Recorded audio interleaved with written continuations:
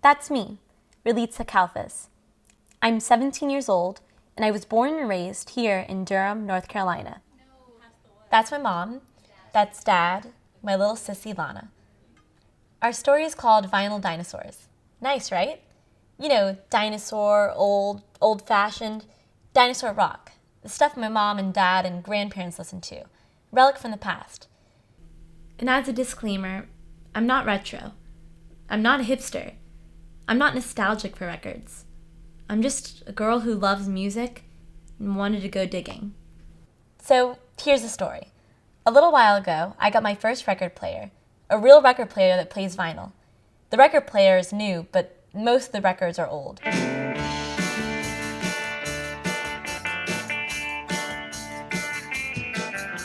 Spending money that I don't have. For me, another one put it on the tab. Don't tell me your problems and I won't tell you mine.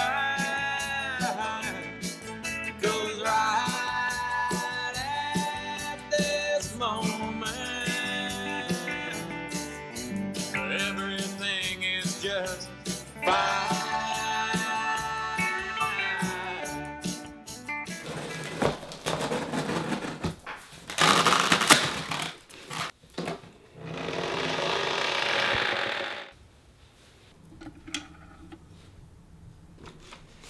How do I turn it on? Oh my goodness. I'm gonna go. It's the on-off switch. Okay. Oh my god, you're a genius.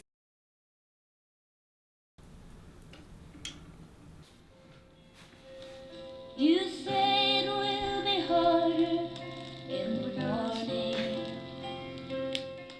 If I want to go to the first song, is it this ring or this one? So like, My Girl would be.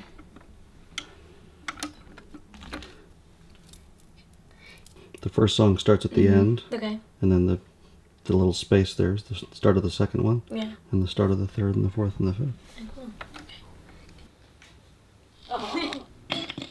It's really cool, you know, just getting that new sound and, you know, physically being able to, you know, put the needle down, and it was really exciting. I mean, it definitely felt like something definitely new because, you know, I don't have, obviously something like this, you know, usually I just go on my phone, YouTube, and just like press play, but this is kind of, you know, like setting it up and like I could see it moving and hearing even though that little bit of static, even though some people like might complain about it, I kind of liked it. It's kind of give a little charm to it, like a little more personality to the music. These are some that I got from my grandma and a couple that I just found in stores and they were like 10 cents. So I was like, you know, might as well. And so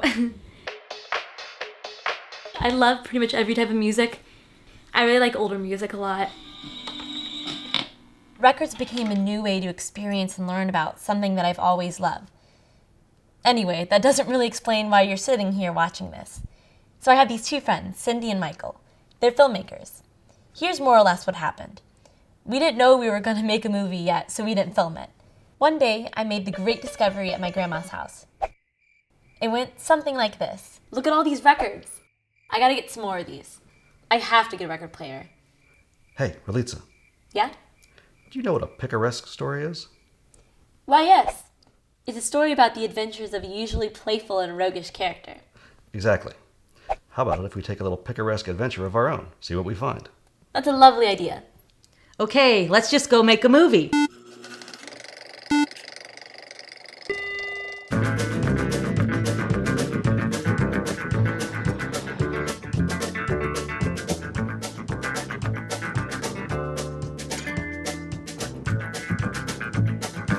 If you have seen my good friend James, he's been out of us for a couple of days. In the groove, take one, but really take two. Yeah, you know.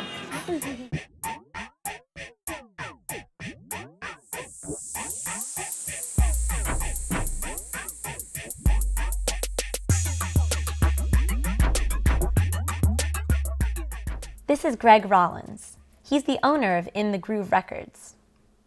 I was in my grandma's basement. I just found this like huge stack of vinyl records. Got like an old record player. Didn't have a speaker because I didn't really know how they worked. Did you get her records?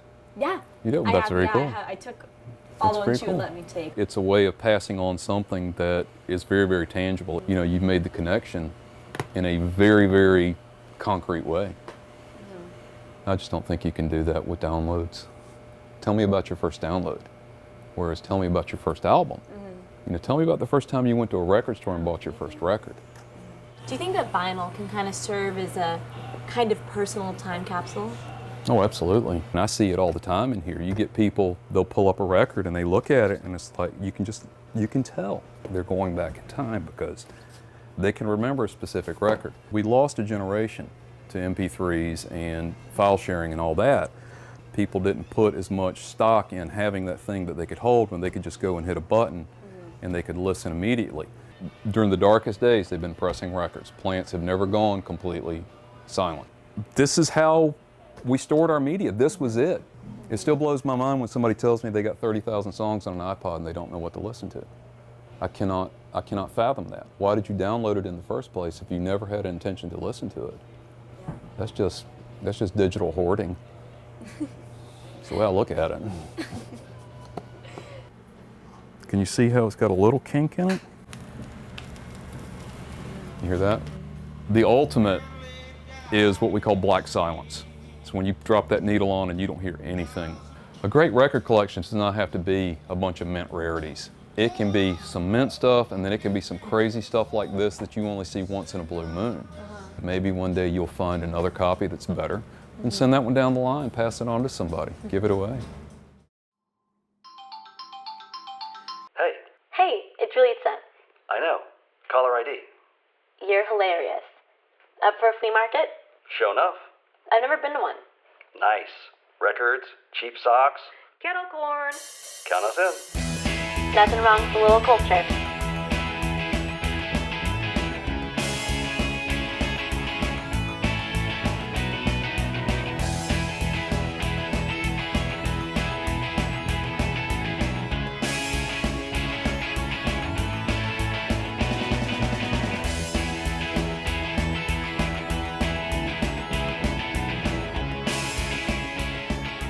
Thank you. Enjoy. Thank you. Have a good day.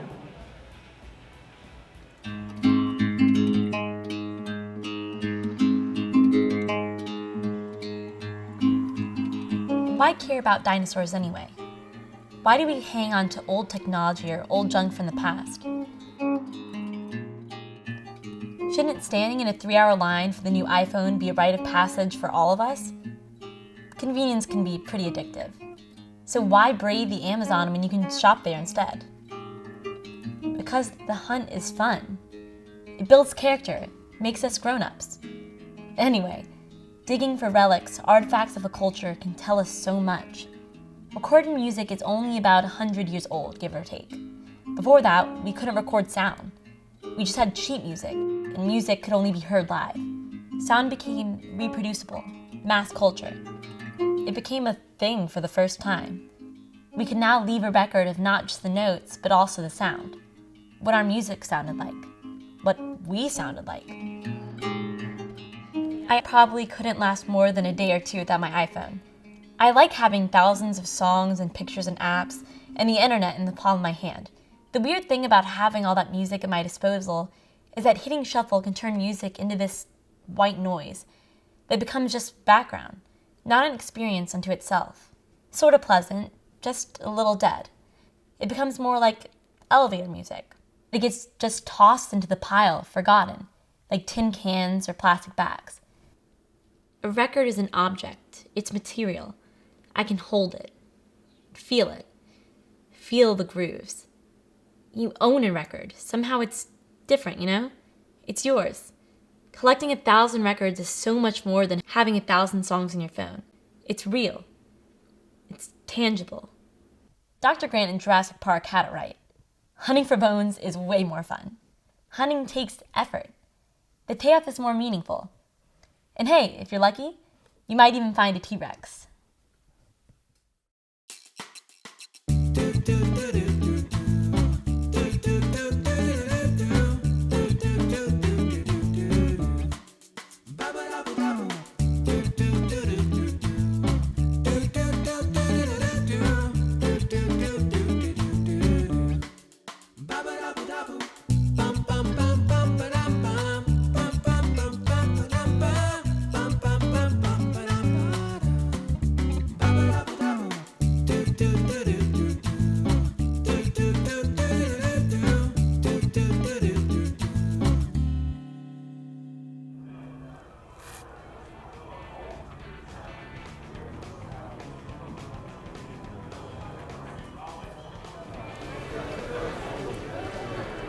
got too many things to get. How much would this one be? You know, records, it's nothing like the cover art. I mean, you get the liner notes and all of those things, and that's something that we don't get in other mediums. Why do you think it's important for these kind of events to happen, for people who are interested in records to come together and buy and sell them? You know, the plethora of dealers, you could find just about anything you're looking for, and a lot of times you get a surprise, something that you didn't know existed. That's what makes this cool, and it keeps the art going. I feel like I can't miss one because I'm going to miss like the best find, you know? I think that's the problem with collecting. Yeah. So why do you think records and vinyl are important to dig up? Like, why bother in a way? Why bother? Yeah. Well, I mean, I think you'll hear a lot of people argue that the quality of the music is better. They always write, like, sometimes in the liner notes, why this was made or why I cared to bother to make this record. Just a snapshot of history. The vinyl itself is one of a kind almost, sometimes, you know? Yeah. And then there's some that are, but it's just better to have it on record. Yeah. Thank you.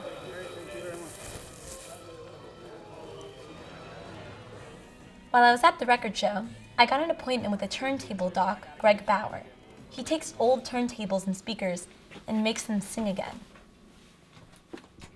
So I started repairing record players because I had a guy in South Carolina who repaired mine, and he died, which made me very sad. This is before the whole vinyl resurgence, and I thought that it was kind of going to be one of these things that died out, like blacksmithing or something like that. I thought maybe I should try to learn how to do it myself. I found a few, I fixed them up, and that was kind of how I got started. Everyone's a puzzle. You look at this is this crazy German engineering, all the gears and levers and everything, and it all works together beautifully when it's working properly. You solve the puzzle and it's working beautifully, and there's just immense amount of satisfaction with that. People have an emotional response to record players in a way that, and records, in a way that they don't have, I think, for other media. You had a TV, you had books, and you had a stereo. That became kind of your emotional, artistic world. People have this emotional response to their record player. It's like a friend. It's something they grew up with. It's a piece of family history. This record is from 1951, and it sounds amazing. It's essentially unchanged since the beginning. It's like Leo Fender and the Telecaster. They hit it out of the park the first time out. It's still great. People are still into it. And the fact that a technology product can last for over 60 years, it's about ready to hit Social Security, it's unheard of. There's no other technology product that I can think of that's lasted that long. So this is a Victor credenza.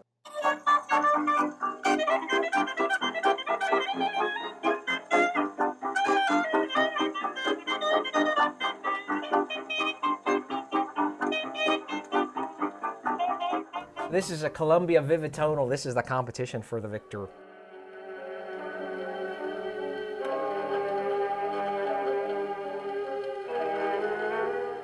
'78s, to me, they're like a window back in time. You take a '78 and you play it back on an old player like one of these, and it is really like a window back in time because you're listening to the same record on the same device that somebody would have listened to, 60, 80 years ago. What did it mean to them? What, were they dancing?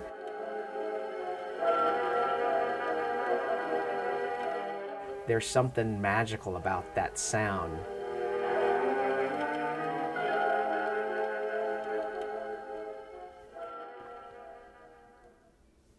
Maybe it's not all just about hunting for records. Maybe it's about leaving a record. Maybe I'm the record.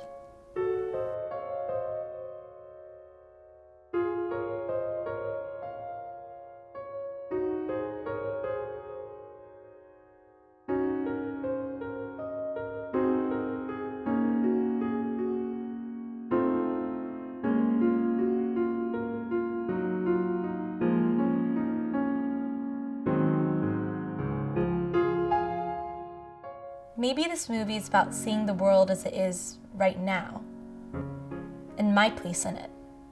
Don't records do that? They're a timestamp of their moment on Earth. I think that's why we collect them, like memories. In the history of the universe, everything leaves traces of being here. Everything leaves a record.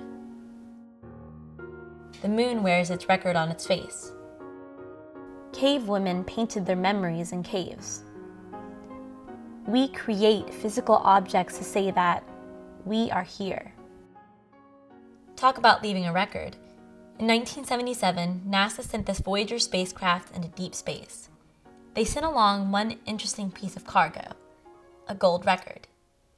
It has the sounds of the Earth on it and diagrams on how to use it, so if anyone finds it, they will know us better. Caruso left a record. So did Marvin Gaye, Billie Holiday, Buck Owens, Janis Joplin, Elvis, Amy Winehouse, Michael Jackson. What did they say? What will I say?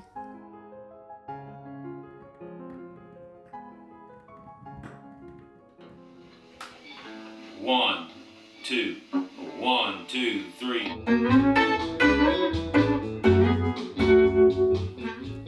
So I met this singer-songwriter named Greg Hawkes. We talked a lot about what records mean and how they've influenced him as a musician. How would you say that your collection of records have helped you see yourself and identify yourself? My music and the music that I listen to and the music that I play and my art are all one thing. So my collection, I guess you could say, did have a big influence on my entire identity, as because it's what I wanted to do for a living as well. When I started getting really passionate about making music, I didn't listen to music the same way. I used to sit around and listen to music for pleasure, but now when I listen to music, I listen to, every bit of the content and think about it as to like how that idea came about. And, I like that. I would like to be able to incorporate that kind of sound or that sort of technique. But when I got into college and started realizing that, I really like the energy and the songwriting and the passion in punk rock. Folk music had the same sort of common sort of vitality that punk rock did. How do you think this idea of the sequence is lost in this age of, shuffle and the randomness? Oh boy, it's really lost, and I'm as guilty as anyone else. The tendency is to listen to like 10 or 20 seconds like, oh, that's slow, that's a downer, oh, well, that's got a good beat. You don't really have that listening experience from start to finish. Mm-hmm. And one of the things that you had with LPs, I think, that really made sequence matter more is because when the arm went down on the first cut, you went back to sit down on the chair or what have you to listen and have that attention span to go, I'm going off for a little while and I'm going to escape into this record.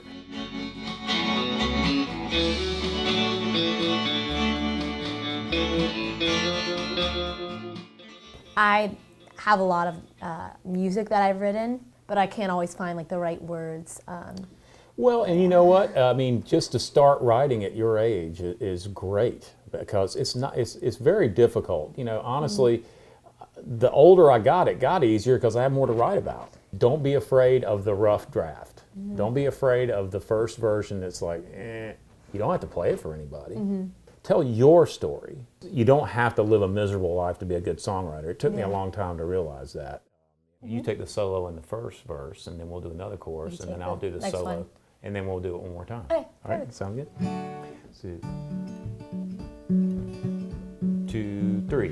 Will the circle be unbroken by and by, Lord, by and by? There's a better home awaiting in the sky, Lord, in the sky. I was standing by my window on a cold and cloudy day when I saw the hearse come rolling for to carry my mother away. Will the circle be unbroken by and by, Lord, by and by? There's a better home awaiting in the sky, Lord, in the sky. I went back home Home was lonely, for my mother, she was gone.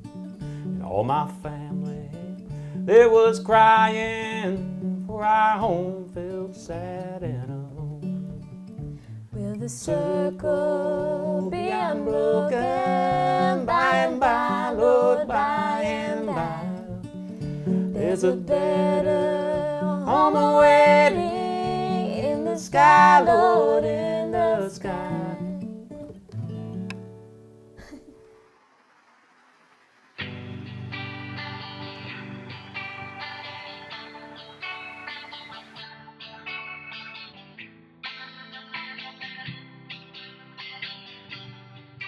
I met some of the students and staff of WXYC Radio on the campus of UNC Chapel Hill. This place still spins vinyl. Most radio stations today are programmed with a computer and hard drives full of MP3s. Students are the DJs, and most of them aren't broadcasting majors. They just like music, records, and chilling in front of the mic. These guys are straight up old school college radio. Hey, it's 8:03 p.m. You listen to WXYC Chapel Hill 89.3 FM. Thanks for tuning in. That was The Invisible Hand. This is Grant Bisher. He's the music director of WXYC Radio at UNC Chapel Hill. He coordinates all the music to create the overall sound and feel of the station. We'll play anything. In fact, we're trying to play anything as much as possible. And moreover, we're trying to play the things that other people don't play. Because there's a pretty big infrastructure for popular radio. You turn on the radio and you expect to hear songs that you know. And we want to people turn on the radio and hear songs that they don't know. We use physical objects to play the music. We use vinyl records. We have this license to be on the air, so we try to use it in a cool way. We are on the air 24 hours a day, 7 days a week with a human. And if we went to digital, that would put us at pretty big risk of just becoming, a computer radio station, which isn't what we want. We want someone to be physically choosing the records and playing them for people. So here it is. This is the control room. This is where we broadcast all of our music from. We've got our DJ Will currently here in the station. Sort of a testament to the power of the records is that these players keep going forever, scratching on the vinyl and making a sound. They're amazing. All right, listen to some Nightmares on Wax here. The fuzziness that starts before the song really starts. That's the kind of thing that you really can't get with the way people listen to music these days, when it's all perfect, really. Well, it makes it more human. An artist can produce their music as much as they want and cover up all the imperfections as much as they want, but when you scratch your record a little bit, they can't really control that.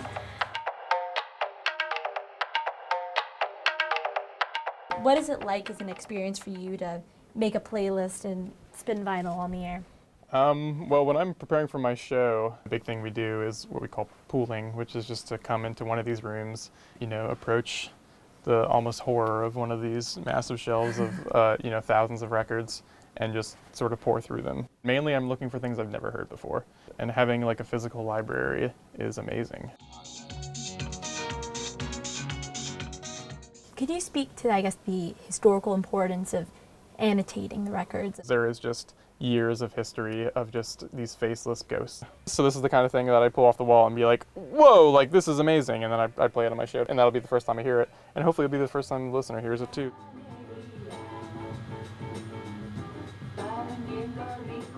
You're tuned into WXYC Chapel Hill. While hunting for records, I met Dr. Mark Katz. He's a music professor at UNC Chapel Hill. He knows all about vinyl, DJing, and the mind of the collector. There are people who really have that that need for vinyl. They will go hunting for them. There's actually a term that a lot of people use, digging in the crates, which is looking for records, that rush of finding that record that they had been looking for a long time, or finding something completely new that they had never seen before. How would you think that a person's collection defines or even shapes their personality and experiences? People use records to, if I could use an academic term, construct themselves. It's a way of showing people who they are. It will tell a lot about you. Just seeing what kinds of records you have, they can make judgments about your taste, about your style, and then the way you organize it will tell the way you think about music or the way you structure structure reality. Vinyl is about music, but then it's about a whole bunch of other things as well.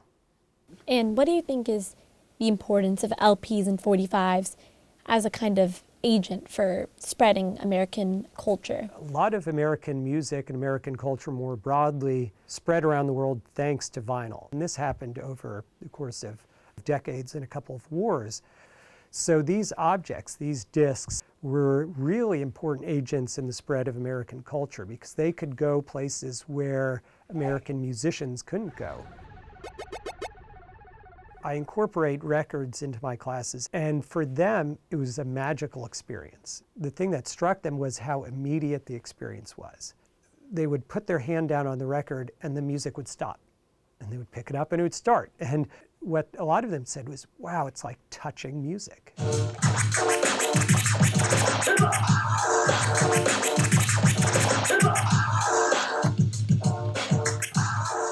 Why do you choose to DJ through vinyl? This is DJing at its purest. A lot of those skills that DJs had to have previously, the computer does it for you a lot. So it kind of takes away from the essence and the art of DJing, really. You really have to know your art and know your background, know your basics.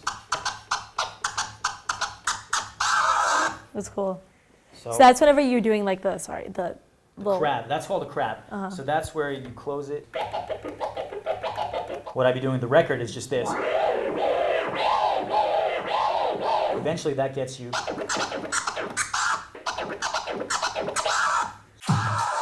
Close it and bring it back. Close it, bring it back.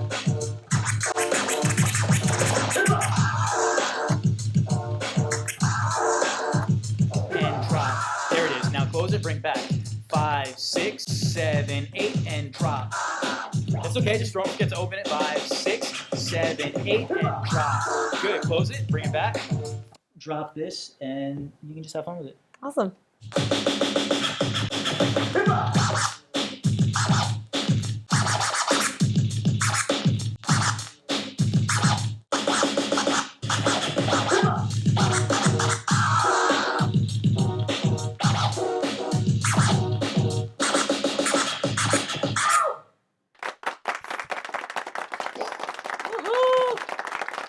Free bird. Nice. Cover art is cool, period. I think it's something that we've really lost as music went digital and turned into air. I can totally just get lost checking out the different styles, the art, the fashion. There are many time capsules of pop culture and mass culture. It's like finding all these bones. You just keep digging. Bands I've never heard of, crazy designs, the liner notes, the unbridled sexism. What more could a feminist ask for, right? This is an art form. I think maybe we paid a high price for the convenience of thumbnail art.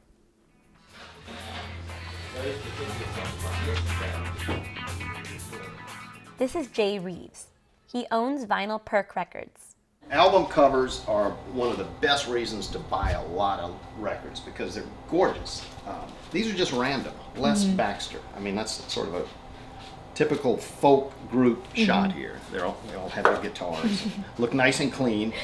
All of these are on the Rolling Stone magazine's 500 greatest list, and part of the reason is they're great covers, as well as the music inside. Which one do you like? Oh my gosh, just looking at it, I love the Prince one. Prince, awesome. And the Beatles is just iconic, so. The Sgt. Pepper's cover is the #1 album on the list. This is a classic jazz record. Just one of the great jazz records. Very collectible. Put out on the Impulse label, Art Blakey and the Jazz Messengers. Even the old fonts. Yeah.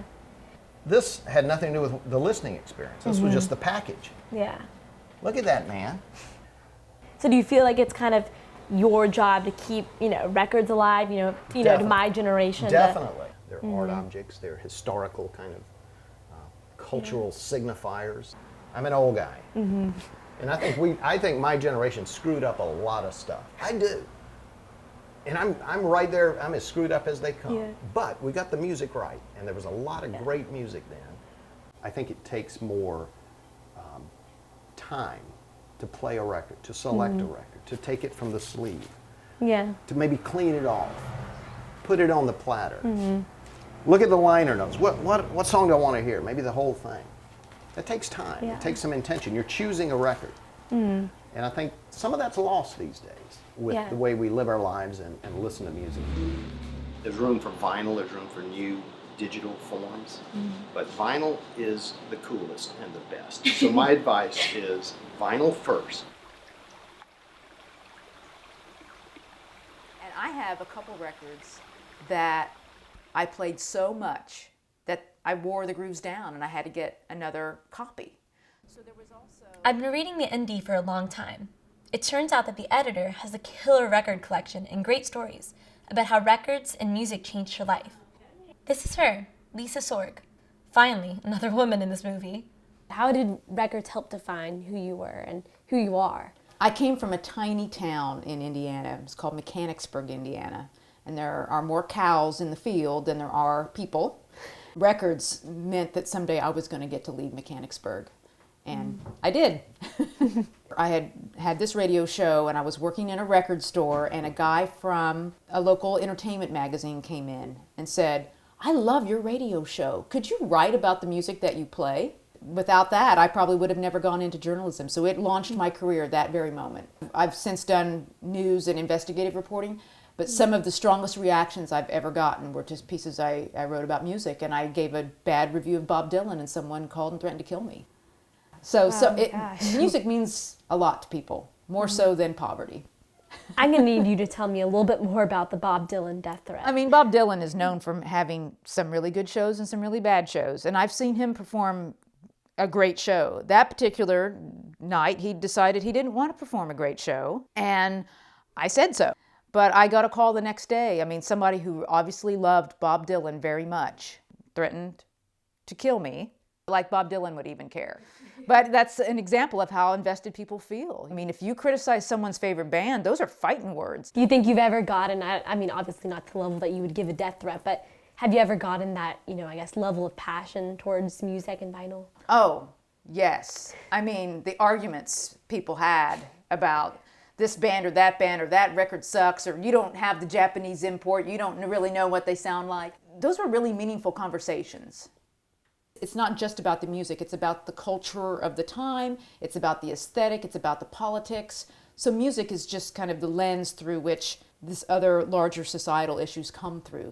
How do you think women, and especially, I guess, teenage girls, kind of drove this industry as consumers? Well, I think if you think about the Beatles, for example, I mean, lots of guys like the Beatles, but the girls really like the Beatles. So they bought 45s and they bought albums. I also think that as there became more women performers, that also, helped women have someone to identify with and to buy records by women.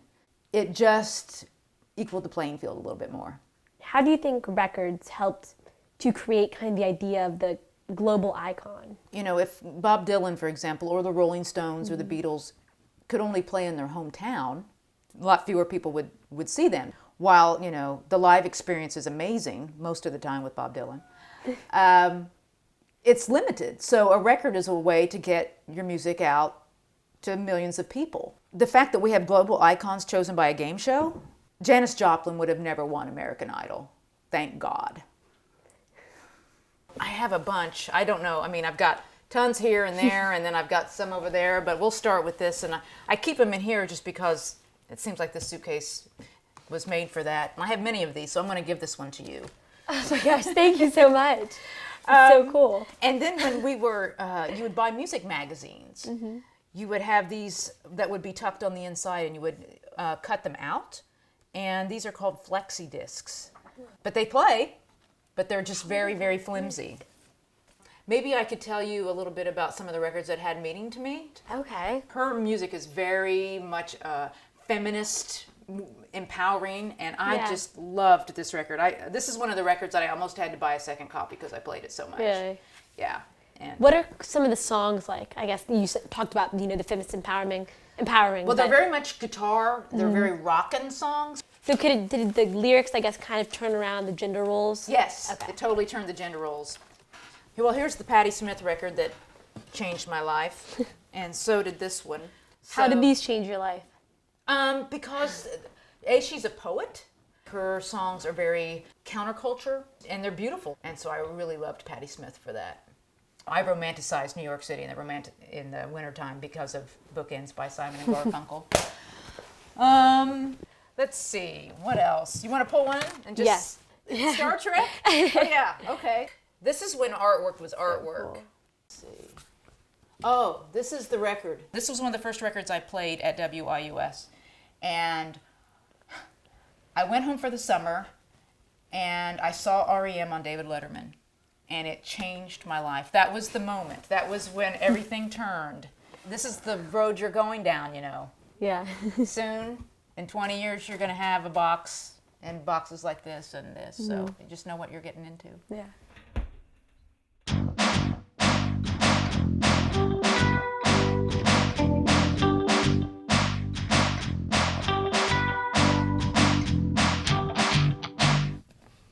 Okay. You gonna put it on?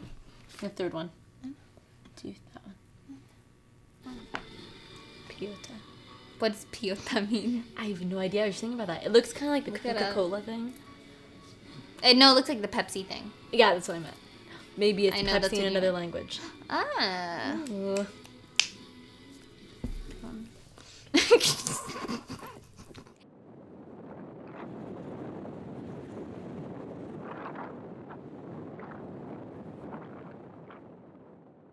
The act of collecting records, a lot of people use the term digging.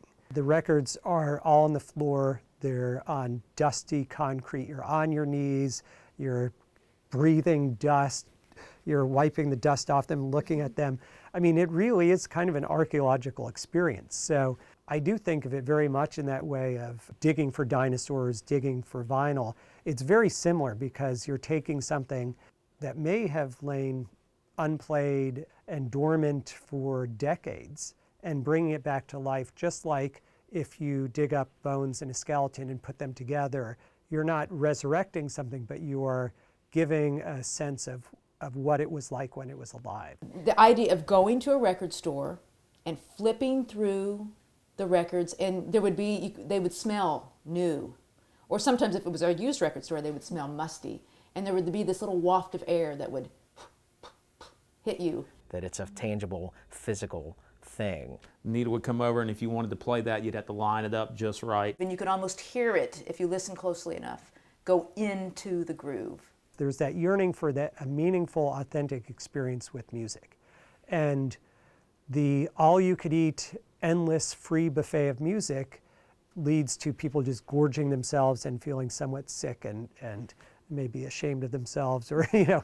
If you went into somebody's house and maybe you didn't know them very well, you're kind of checking out their collection, about how cool they are by looking at the spines of their records. You can't do that now. What you connected with was the sound of that record, those words, and the way that album looked. The idea that you can hold music in your hand. It's not in bytes on your computer.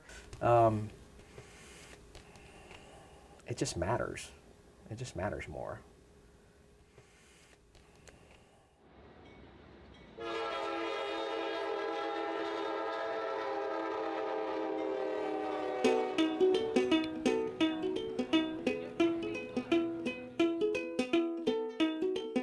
Why did I go hunting dinosaurs? Well, a dinosaur is flesh and bone. A dinosaur is thrilling, beautiful. It's alive, it feels like me. A dinosaur is a record of its moment in time. An LP is too. Each record is a physical mark in time. It's time on Earth. Like records, the Earth keeps spinning and time keeps moving. This movie is a record of who I am at this moment in my life. I graduated from high school. I'm leaving home for the first time in a few weeks. Maybe for good. My life is just starting, as the saying goes. I don't know what tomorrow has in store. Each day is just another groove. Dinosaurs got lucky that they left a record of their time on Earth. I don't want to be a one-hit wonder. I just want to be important to the people who matter, and I want to matter to those people. Maybe I've extended my metaphor a bit far here, but one thing records and dinosaurs do have in common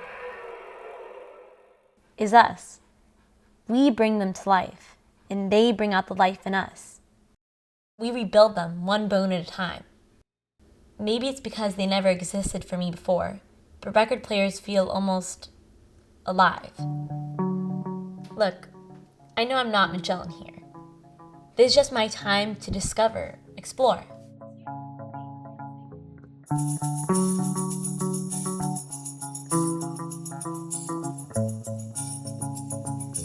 If the past is prologue, records are all little grooves that helped shape the path that I was born into. Who doesn't want to know where they came from? We all possess things that help define who we are, who we were, who we hope to be. Grab the leftover salad and the fresh bag, because I think we'll go through that. I'm getting up early to take the dog to daycare. Okay. And then after that, I have to go to South for something. Okay.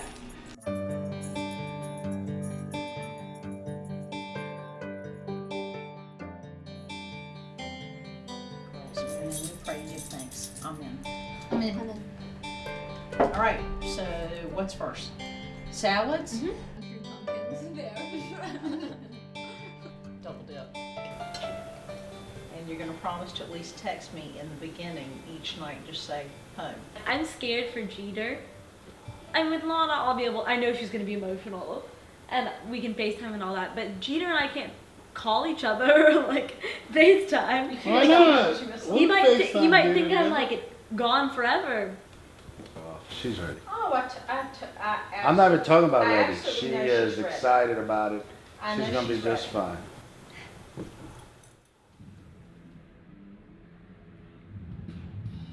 One thing I found as I went on this journey was a community. Take one, Professor Katz. There's a community of people who all share this love of vinyl. They each may love it for different reasons and have different motivations, but they all share it. Each new person I met led me to the next and to the next. It was so cool to see this new world and to be welcomed into it. The community I found is like a family. Separate grooves on one record, indelibly linked. So this is where we first met. Guess we've come full circle. Get it? I've had quite a journey.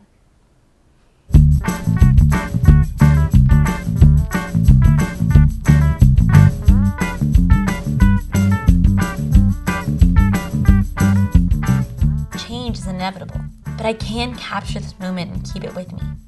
Keep the experiences, the people who love me, and that I love too. What we looked like, who we are right now, who we were. I love all these people. They help make me who I am, who I will become. I want to hold on to this moment, this record, and keep it with me. But I have to keep moving, keep growing, keep spinning. We all have to do this. Each of us making our own record. We're all bound together, separate grooves spinning together.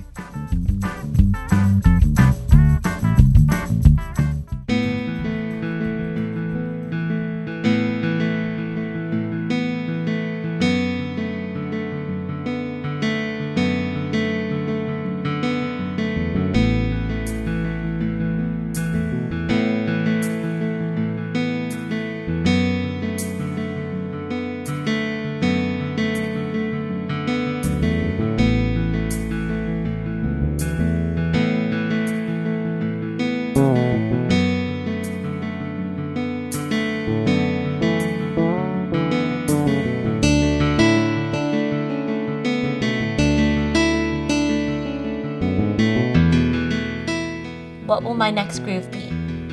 I don't really know. The possibilities are so exciting, aren't they?